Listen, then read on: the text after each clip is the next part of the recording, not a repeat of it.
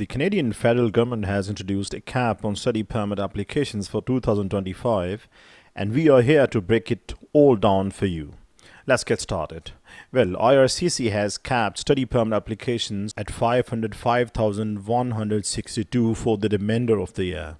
This was announced back on January 18, 2025, and the cap is effective from January 22nd through December 31st of this year. This indeed means IRCC will process applications only up to this cap. Once they hit the limit, any further applications will be returned without processing, and the application fee will be refunded. But remember, this cap applies to applications processed, not those approved. There's a big difference. Provincial and territorial governments in Canada have already been given allocations within this 505,162 target.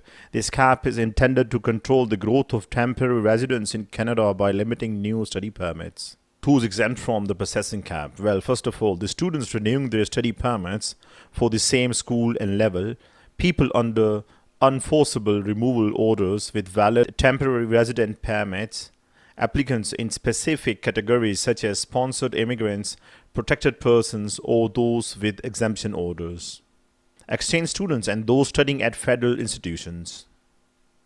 Scholarship recipients funded by Global Affairs Canada, participants in the Francophone Minority Communities Student Pilot, Indigenous persons covered under specific public policies.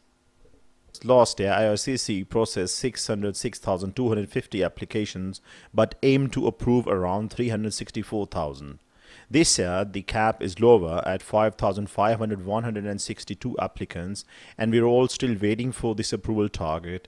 Keep in mind, though, the number of approved study permits is typically lower due to rejection rates and extensions by students already in Canada. So how this all does align with the Canadian overall immigration plans. The 2025-2027 immigration level plans aim to welcome around 305,900 new international students annually, but remember, there is a time gap between when permits are approved and when students actually arrive, so these numbers aren't identical.